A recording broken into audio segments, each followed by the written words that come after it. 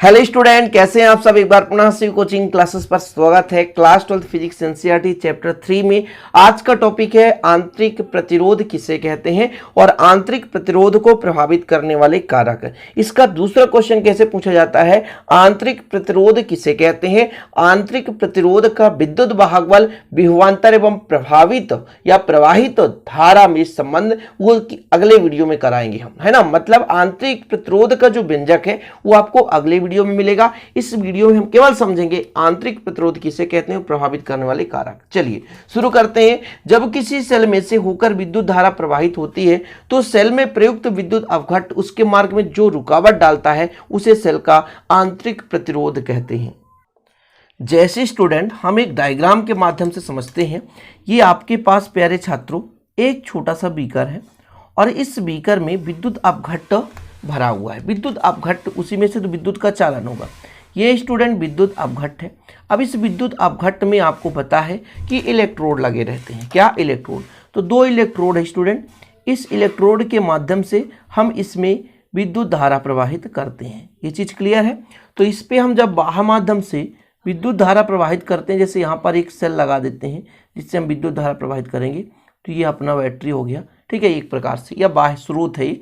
तो स्टूडेंट जब इस चालक तार में जो प्रतिरोध होगा उसे कैपिटल आर से, लेकिन इन दोनों सेलों के बीच, इन दो सेलों के बीच इसके कारण जो अवरोध उत्पन्न होगा, इन विद्युत अवघट्ट के कारण जो अवरोध उत्पन्न होगा उसे आंतरिक प्रतिरोध कहते हैं। कहा गया ना कि जब सेल में से होकर विद्युत धारा प्रवाहित, सेल में स्टूडेंट मतलब इसके इलेक्ट्रोडों के बीच जब हम विद्युत धारा प्रवाहित करते हैं तो ये जो विद्युत अवघट्ट है, ये जो विद्युत अवघट्ट है स्टूडेंट, ये विद्युत अवघट्ट इस मार्ग में यानी धारा प्रवाह में जो रुकावट डालता है उसी को कहते हैं आंतरिक प्रतिरोध। सिंपल है ना, समझ गए कि एक आपके पास सेल है और सेल के अंदर जब हम धारा प्रवाहित करते हैं स्टूडेंट, क्योंकि विद्युत अवघटनी सेल में क्या होता है, जब बाह्य माध्यम से हम धारा लगाते हैं तो अंदर अवघटन होता है और अवघटन के फलस्वरूप ये कन्वर्ट होता है। ओके, तो स्टूडेंट ये जो विद्युत अवघट्ट सेल में जब हम मान लीजिए धारा प्रवाहित करते हैं तो जो उनमें विद्युत अवघट्ट पदार्थ मिला हुआ है, यानी विद्युत अवघट्ट है क्या, ऐसे पदार्थ जो मतलब अपने आयन के रूप में अपघटित हो जाते हैं उसे विद्युत अवघट्ट कहते हैं। तो स्टूडेंट जो विद्युत अवघट्ट होते हैं कुछ ना कुछ मार्ग में रुकावट डालते हैं, उसी को कहते हैं हम क्या, आंतरिक प्रतिरोध। ओके, चीजें क्लियर है। इसको हम इस प्रकार से दर्शाते हैं क्योंकि आगे चलकर जब हम व्यंजक पढ़ेंगे स्टूडेंट तब हम आपको बताएंगे कि मान के चलते हैं कि ई एक आपके पास एक मान लीजिए कोई बाह्य स्रोत है, इसमें से हम धारा प्रवाहित करते हैं, तब कुछ न कुछ एक आंतरिक प्रतिरोध होगा जो कि विद्युत अवघट्ट का डाला गया रुकावट ही होता है, उसे स्मॉल आर से प्रदर्शित करते हैं। तो आपको आंतरिक प्रतिरोध क्लियर हो गया कि एक प्रकार का रुकावट ही प्रतिरोध का ही रूप है आंतरिक प्रतिरोध। प्रतिरोध एक चालक तार में होता है जबकि आंतरिक प्रतिरोध सेल में होता है, लेकिन स्टूडेंट इलेक्ट्रोडों के बीच जो अवरोध डालता है वो विद्युत अवघट्ट, तो विद्युत अवघट्ट के कारण होता है, जबकि प्रतिरोध एक चालक तार के कारण उत्पन्न रुकावट है, लेकिन ये जो आंतरिक प्रतिरोध है एक विद्युत अवघट्ट के कारण है उत्पन्न प्रतिरोध। ओके, चलिए आगे हम चर्चा करते हैं किसी सेल के आंतरिक प्रतिरोध को प्रभावित करने वाले कारक। मुख्य रूप से यहाँ विद्युत अवघट्ट से ही सब कुछ यहाँ पर तात्पर्य स्टूडेंट। चार प्रभावित करने वाले कारक है जिसको आपको समझना है। पहला है आपका विद्युत अवघट्ट की सांद्रता। हम आपको बारीकी समझाएंगे, बिल्कुल रटना नहीं है, बस आपको समझना है।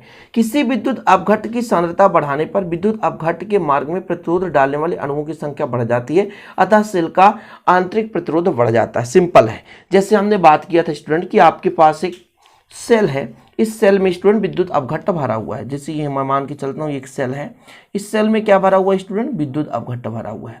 अच्छा, सांद्रता बढ़ाने का मतलब क्या होता है स्टूडेंट, इनके आयनों या अणुओं की संख्या बढ़ जाना। यहाँ पे क्या लगे हुए हैं, दो इलेक्ट्रोड लगे हुए हैं, ठीक है, ये दो इलेक्ट्रोड हैं। इन दो इलेक्ट्रोडों में से हम बाह्य माध्यम से क्या करते हैं, धारा प्रवाहित करते हैं, ठीक है स्टूडेंट। जब इसकी सांद्रता बढ़ाएंगे मतलब इसमें उपस्थित अणुओं की संख्या बढ़ जाएगी। सांद्रता बढ़ा रहे हैं, जैसे सांद्रता का मतलब मैं आपको बता दूं स्टूडेंट सिंपल तरीके से। एक गिलास वाटर है, उसमें मान लीजिए आप 100 ग्राम चीनी मिला दें, और एक गिलास वाटर है उसमें मान लीजिए आप 10 ग्राम चीनी मिला दें, तो 100 ग्राम में प्यारे भाई चीनी की मात्रा ज़्यादा है, मतलब वो सांद्र है। लेकिन यदि 10 ग्राम की बात करें तो चीनी की मात्रा कम है, यदि वो तनु है, यानी सांद्रता कम है उसकी। सिंपल है, समझ गए। मतलब ये जो विद्युत अपघट्ट है, जितना ये ज़्यादा श्यान होगा, जितना ये गाढ़ापन होगी इसकी स्टूडेंट, इसमें जो अवरोध डालने वाले अणुओं की संख्या उतनी अधिक हो जाएगी, और अवरोध जितना अधिक हो जाएगा प्यारे भाइयों, तो धारा के मार्ग में उतना ही रुकावट उत्पन्न होगा, तो आंतरिक प्रतिरोध का मान बढ़ जाएगा। सिंपल है। यानी विद्युत अपघट्ट की सांद्रता बढ़ा दिया जाए। विद्युत अपघट्ट मतलब जो विलयन भरा हुआ है, जो आयन के रूप में टूटता हुआ है प्यारे भाई, जैसे NaCl, Na positive Cl negative में, HCl भर दें, H पॉजिटिव Cl निगेटिव में, H2SO4 भर दें, 2H पॉजिटिव SO4 2 निगेटिव में, इस प्रकार से अपघटित होते हैं। तो आप लोगों को क्लियर होना चाहिए। नहीं, यही नहीं समझ में आ रहा कि सर विद्युत अपघट्ट है क्या, ये H पॉजिटिव और Cl निगेटिव टूटता है, H2SO4 यदि हम भरेंगे तो 2H पॉजिटिव और SO4 2 निगेटिव बनाता है, यानी NaCl हमने लिया, ये विद्युत अपघट्ट है, Na पॉजिटिव और Cl निगेटिव बनाता है। तो इनकी यदि सांद्रता बढ़ा दी जाए, स्टूडेंट, सांद्रता यदि बढ़ा दी जाए तो प्रभावित करने वाले जो अणु होते हैं, मतलब जो रुकावट डालते हैं, उनके अणुओं की संख्या बढ़ जाती है और सेल का आंतरिक प्रतिरोध बढ़ जाता है। सिंपल है, समझ गए ना। कहने का मतलब जितना ज़्यादा भीड़ भाड़ होगा, जैसे आप समझिए एक भीड़ में आप साइकिल चलाना चाहते हैं या भीड़ में आप दौड़ना चाहते हैं, तो क्या दौड़ पाएंगे? नहीं ना, भीड़ में दौड़ना थोड़ा सा कठिन हो जाएगा। तो जब आयन अत्यधिक मात्रा में गमन नहीं कर सकते हैं, उतना तेजी गति से एक जगह से दूसरी जगह, एक इलेक्ट्रोड से दूसरे इलेक्ट्रोड तक नहीं पहुंच सकते, तो भैया रुकावट ज्यादा है, मतलब आंतरिक प्रतिरोध बढ़ गया। समझ रहे ना? कहने का मतलब भीड़ में आपका गमन यानी आपका दौड़ संपन्न नहीं हो सकता, आप तेजी से नहीं चल सकते। उसी प्रकार से सांद्रता बढ़ जाती है तो आयन तेजी गति से नहीं चल पाते, मतलब रुकावट ज्यादा होता है। सांद्रता बढ़ाने पर रुकावट ज्यादा हो गया, यानी आंतरिक प्रतिरोध का मान बढ़ जाता है। दूसरा नंबर स्टूडेंट, इलेक्ट्रोडों के बीच की दूरी। दोनों इलेक्ट्रोडों के बीच की दूरी बढ़ाने पर उनके बीच विद्युत अपघट्ट की मात्रा बढ़ जाती है तथा आंतरिक प्रतिरोध भी बढ़ जाता है।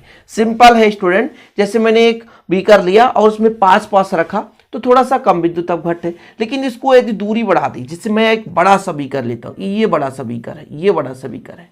अभी इस बीकर में इलेक्ट्रोड एक यहाँ लगा हुआ है स्टूडेंट, है ना, और एक इलेक्ट्रोड यहाँ दूर दूर लगा है। इन इलेक्ट्रोडों के बीच की दूरी तो हमने बढ़ा दी, इलेक्ट्रोडों की बीच की दूरी जो है बढ़ा दी, लेकिन जितना ज़्यादा ये भैया बीकर है उतना ज़्यादा इसमें विद्युत अपघट्ट हमने मिला दिया।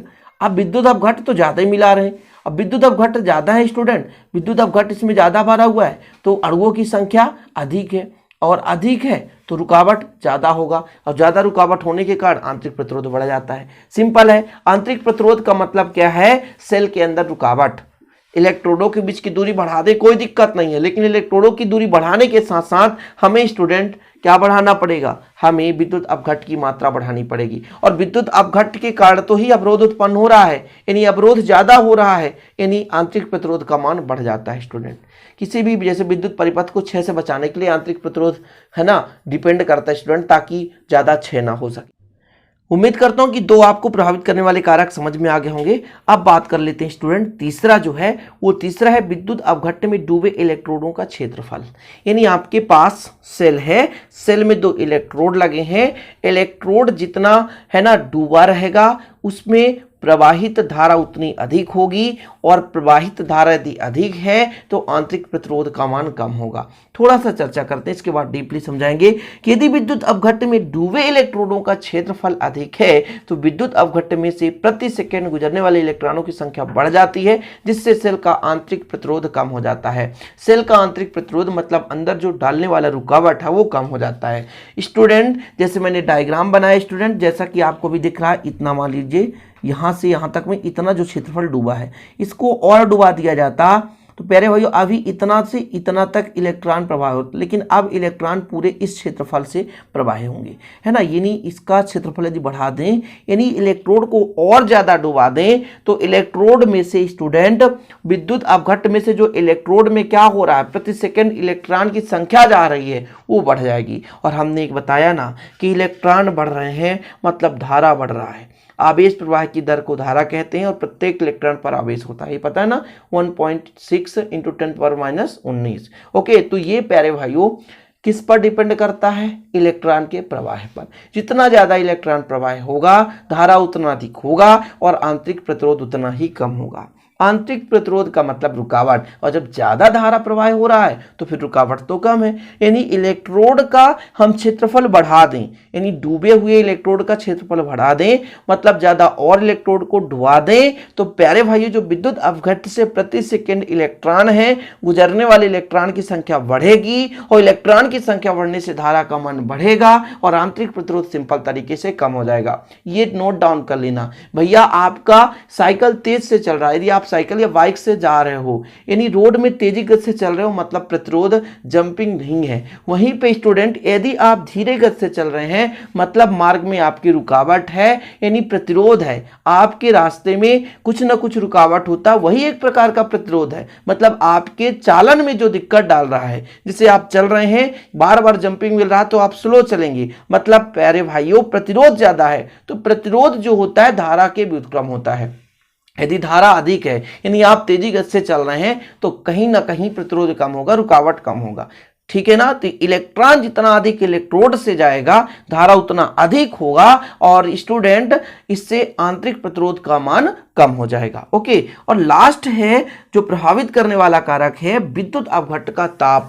विद्युत अपघट्ट का ताप यानी टेम्परेचर बढ़ा दें तो क्या होगा, तो ताप बढ़ाने पर ऑलरेडी स्टूडेंट आपको पता है कि पानी गर्म करो तो पानी में क्या होता है, अणु गतिशील हो जाते हैं, है ना, उबलने लगता है अणु, मतलब अणु टूट टूट करके एक दूसरे से दूर जाने की कोशिश करते हैं। और इतना क्लियर होना चाहिए, किसी भी विलयन, किसी भी विद्युत अपघट्ट को हम गर्म करेंगे तो उनके आयन में गतिशीलता बढ़ेगी, मतलब उसमें जो भी इलेक्ट्रॉन है उनका गमन तेजी गति से हो जाएगा। गतिशीलता बढ़ जाने के कारण धारा के मान में क्या हो जाएगी, वृद्धि होगी। आप लोग सीधा सिंपल समझो ना, इलेक्ट्रॉन जितना तेजी से गमन करेगा धारा उतना अधिक होगा, और धारा यदि अधिक हो गया तो प्रतिरोध का मान कम हो जाएगा। तो विद्युत अपघट्ट का ताप बढ़ा देंगे तो उनमें जो स्टूडेंट अणु आयन है वो तेजी गति से गमन करने लगेंगी। इसका कारण भी है कि उसका सांद्रता जो होता है कम हो जाता है। और सांद्रता मैंने आपको बखूबी से बताया प्यारे भाइयों कि सांद्रता का मतलब है कौन द्रव कितना गाढ़ा है, या श्यानता का मतलब क्या है, श्यानता का मतलब होता है गाढ़ापन, किसी विलयन में विलय की मात्रा कितनी अधिक है वो श्यानता बताती है। ओके, ये क्लियर है ना। तो प्यारे भाइयों ताप बढ़ाने से श्यानता कम होता है, अणु थोड़ा दूर दूर होते हैं, आयन से दूर दूर होते हैं, गतिशीलता बढ़ती है, और गतिशीलता बढ़ने से सेल का आंतरिक प्रतिरोध कम हो जाता है। तो इस प्रकार से प्यारे छात्रों सेल का आंतरिक प्रतिरोध किसे कहते हैं और इसके प्रभावित करने वाले कारक इस छोटे वीडियो के माध्यम से आपने समझ लिया।